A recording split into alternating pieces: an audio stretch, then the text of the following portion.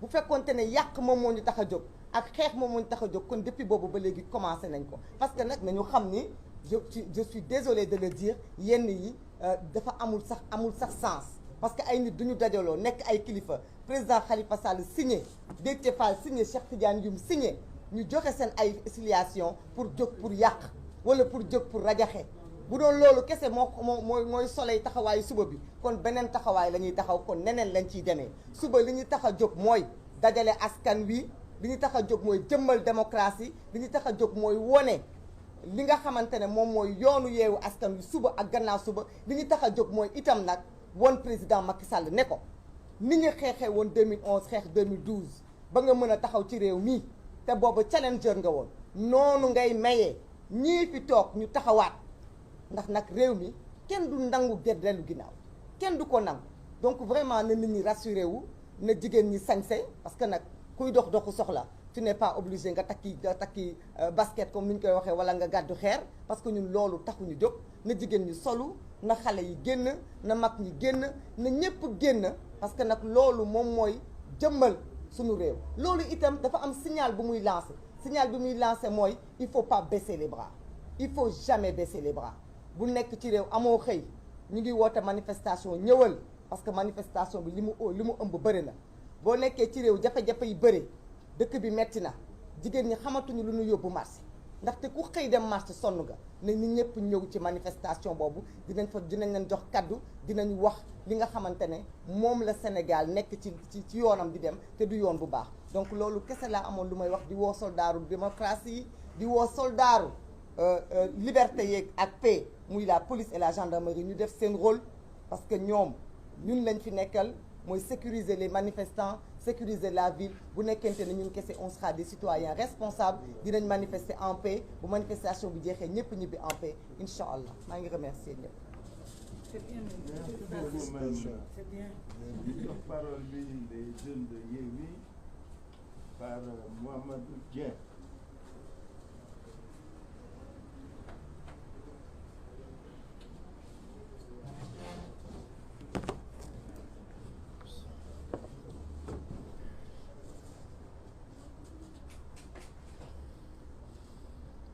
Assalamu alaikum.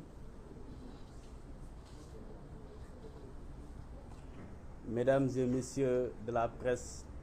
nationale et internationale. Notre pays, le Sénégal, est en train d'être agressé ou même est en train de subir l'une des plus violentes agressions de sa démocratie avec comme chef d'orchestre le président de la République Macky Sall et son ministre, le ministre de l'Intérieur, Antoine Félix Diome. Et à ce titre, je veux wax ak sama moroomu jeunes yi ñu xam ni dafa am suñu maam Seydina Seydi Cheikh Ahmed Tidiane Sy Al Maktoum dafa ni à chaque jeunesse sa responsabilité, soit elle l'assume, soit elle la fuit, demain l'histoire nous jugera. Et donc à cette jeunesse je leur dis amoon na fi visite général de Gaulle bu mu ñëwee au Sénégal en 1958 il y avait des jeunes ñu taxaw et qui ont réclamé l'indépendance au Sénégal. Ces jeunes-là ne doivent pas être plus dignes que nous. En 1963 bu ñu jàpp suñu président suñu maam Mamadou Dia amoon na jeunes yu fi taxawoon. Ils ne doivent pas être plus dignes que nous. 1983, 1988, ba mu abattre si code consensuel du feu juge Kéba Mbaye. Et ça, foofu dama fay taxaw tuuti pour wax ak suñu juge pour wax leen ni il est temps qu'ils prennent exemple sur le juge Kéba Mbaye. Et parole yu mu waxoon le président Abdou Diouf, ces propos-là sont toujours frais. Quand il lui dit, Monsieur le Président de la République, les Sénégalais sont très fatigués. Et c'est ça la vérité. Les Sénégalais souffrent énormément. Et à cette jeunesse, je leur dis, les jeunes de 2000 ne doivent pas être plus dignes que nous. Les jeunes de 2012 et avant 2012, les jeunes du Tahaw Buntu Assemblée nationale le 23 juin 2011, il ne doit pas être plus digne que nous. En tout cas, man, Mouhamadou Dieng, et tous les jeunes dans la coalition Yewwi Askan Wi, on n'acceptera pas que ces jeunes-là soient plus dignes que nous. Et nous avons une occasion, demain 8 juin 2022, Inch'Allah, de montrer aux Sénégalaises et aux Sénégalais que cette jeunesse de 2022 est digne et nous restons dignes. Depuis maintenant, et nous avons énormément de respect pour la fonction de président de la République Macky Sall, pour la fonction de la présidente de la République. Nous avons énormément de respect pour la fonction de ministre de l'Intérieur. Mais nous aimerons dire à ceux-là qui occupent respectivement la fonction de président de la République, à savoir M. Macky Sall, et la fonction du ministère de l'Intérieur, à savoir Antoine Félix Diome. Car nous sommes en direct. Nous sommes c'est un long processus. Le vendredi passé, déposé au nous initié un alibi. Suba, avec ou sans autorisation, la manifestation se tiendra. Pas seulement pour la coalition Yewwi Askan Wi, pas seulement pour les listes. Il faut que ça soit très clair. Parce que la philosophie, les principes et le leitmotiv de la coalition Yewwi Askan Wi transcendent les obédiences politiques. Dëkk bi dafa metti lool. Maa ngi daje ak benn maire la fa passé day jaay nambe mu ne ma sama doom kilo ñebe bu mu doon jëndee 600 maa ngi koy jëndee léegi 1400 francs. may wax ak benn pa jaaykatu xar la ma yow di waxaale ak moom mu jox ma prix bu metti ma ne ko mais papa lu tax xar chéré nii mu ne ma mu liimal ma tous les intrants yu dem ci xar lépp a doublé lépp. Il nous impose des mesures d'austérité te ba léegi jeunes yi dama seetaan laay waxal gisoo leen fu le président de la République Macky Sall jëlee dogal pour wàññi parc automobile am gisoo leen fu mu jëlee dogal pour wàññi salaire ministre yi gisoo leen fu mu jëlee dogal pour wàññi per diem yi gisoo leen fu mu jëlee dogal pour dissoudre des institutions. En 2013-2012, à mon avis, inondation, il a dissous le Sénat. Il y a actuellement problème yu gën a métti inondation te am na fi institution yu gën a ñàkk solo Sénat laalu ko tout simplement parce que dafa bëgg a caser ay nit ñam. Donc je dis à cette jeunesse là ak fu ñu munti bokk qui qu'il soit et où qu'il soit ñu ngi leen ñi tàllal loxo di leen wax ni demain incha allahu rabbi nañu ñëw ci manifestation pacifique bi ñu solu comme ni ko sama doyen monsieur le maire Abbas Sall waxee yor suñuy drapeau vert jaune rouge jubli ku ci nekk place de l'Obélisque ñu bañ a sax jël oto nañu dox dem bu place de l'Obélisque nekk ak ànd ak suñuy leader ànd ak ñoom ñu délivrer le message bu ñu bëgg a délivrer askanu Sénégal. Le mandataire national Déthié Fall wax na ko. Et on a également eu beaucoup d'échos qu'il y a une certaine jeunesse d'un certain pouvoir yu nekk di jéem a orchestrer des tentatives de sabotage de notre manifestation de demain. Nous sommes assez responsables. Les jeunes, nous sommes des jeunes assez responsables et les leaders sont des leaders très responsables. Et c'est pour ce cas-là que nous avons appelé à une manifestation pacifique. Et donc il revient à l'autorité publique d'encadrer cette manifestation-là pour que dérive bu am rek dérive bu am ñoom la parce que xam nañ ko identifié nañ leen te ñoom ak seeni autorité seeni DG ñoo nekk di orchestrer loolu pour ñëw yàq suñu manifestation. Et donc naturellement méjum kanam borom moo koy fajal boppam ku ñu xoos ñu xuri la voilà bëggoon daanale di wax la jeunesse l'histoire nous donne rendez-vous et on n'a pas le droit de faillir face à l'histoire. Jërë ngeen jëf. Très bien. Félicitations. Félicitations. La parole à Ibrahima Dia. Toujours des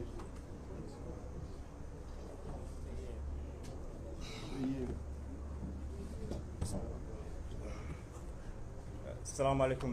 suñu mbokk journalistes yi ñi ngi am mbégte tey ñëw jël kàddu au nom de la jeunesse de Yewwi Askan Wi.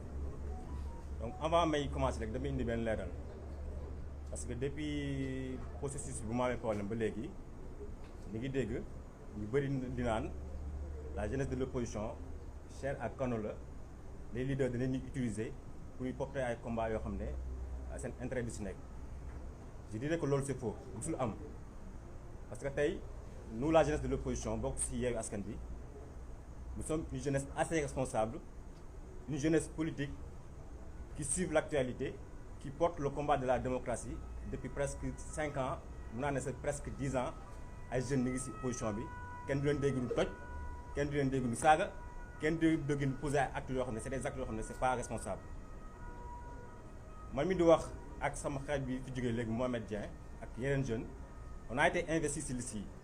su nekkul liste nationale ñu ngi ci liste départementale yi ak ci liste de suppléants yi donc kon loolu ñuy wax amul sànq Mohamed wax na ko tudd na la jeunesse politique de l'opposition depuis 1960 ba léegi benn exemple rek laa joxe événement mars yi passé 14 jeunes deewoon nañ fukk ak ñeenti jeunes suñu moomu jeunes sont tombés pour la lutte de la démocratie au Sénégal jeunesse boobu man dama koy tàmm di wax fépp fu muy wax ils sont pas plus méritants que nous ñun nag pourquoi ñu jël kàddu gi tey ñeenti mbir la on appelle à la jeunesse politique et à la jeunesse de manière générale du Sénégal di ko commencer ci étudiants yi ci commerçants yi ci bépp acteur socio-économique boo xam ne yaa ngi soucié wu pour Sénégal bu neex lenn laa indi comme précision ñun suñu combat yëpp ak suñu marche pacifique yu ñu mës a def yëpp ñu ngi jot ay provocation d'ailleurs sax dama koy fi wax ci ay xibaar jot nañ ni kii di Bamba Fall mi ngi recruter ay nervis pour attaquer nous donc lenn rek laa koy tontu ci loolu ak même commissaire Keita ex-commissaire Keita mi ngi préparer ay tentatives de sabotage suñu marche pacifique bu suba ñun nag on a assez d'expérience politique ñun provocation taxul ñu jug suba li tax ñu jug mooy on a un message à délivrer aux Sénégalais on a un signal à monter au président Macky Sall mu nekk président boo xam ne il n'a jamais eu de politique de jeunesse depuis mu nekk ci bopp réew ba tey vision pour la jeunesse zéro il a fait un échec total par rapport à la politique de l'emploi des jeunes ba tey musul inquiété wu ci jeunesse bi musul jël des politiques yoo xam ne à part di leen woo ay conférence à part di leen dikk yoo xam ne musu ko gëm tout ce qui l'intéresse mooy xool nan la téye le pouvoir te moom su amoon gëm yàlla dëgg dina jox respect ak considération à la jeunesse aux étudiants ak tous les jeunes sénégalais parce que jeunes yi noo ko faloon en 2012 loolu xam na ko bu baax mais tey jeunes yi la njëkk toroxal par rapport à sa politique par rapport à sa stratégie ñu nag kon ni ko waxee tout à l'heure rek suba incha allah c'est la fête de la démocratie na ñëpp génn à partir de 9h sol les couleurs nationales du pays génn accompagner nos leaders aller comme retour délivrer le message pour le Sénégal parce que tey je pense que tey di fiy jot a am lépp ci au mois yi processus bi yëpp ngeen presse bi yëggeen ko suñu mandataire national mi ngi nii bépp processus depuis ci dépôt liste yi ci parrainage yi ci correction yi lépp il a partagé ça à la presse donc tey nekk nu fi tey pour ñëwaat ci sur les investitures wala sur le problème de liste li fi lu indi tey mooy woo Sénégal yi suba c'est la fête de la démocratie na ñëpp xëy na ñëpp jug surtout la jeunesse dem ànd ak suñu leader di gunge leen suñu paree nu nettoyer la place de la nation comme ni ko tàmm defee képp ku ñu provoqué képp ku ñu saaga bu ñu tombé dans le piège en tout cas loolu lañ fi doon comme message à la jeunesse di ñaan rek yàlla yóbbu ñu ci jàmm lépp lu tax ñu koy xeex par rapport à la démocratie suñu leader yi tey porté ko ñu nekk des références très responsables yàlla na suñu borom may na ko ñu réussir ko ba 2024 incha allah kii nekk fii di rey démocratie Sénégal mu jugee fii keneen ñëw fii incha allah jërëjëf. Ibrahima Thiam, je suis membre de la jeunesse de Yewwi Askan Wi, président national aussi de la jeunesse patriotique du Sénégal. Merci. Je donne la parole à Cheikh Tidiane. C'est pas la peine. Bon, d'accord. Alors, je donne la parole à Ousmane Sonko. Voilà.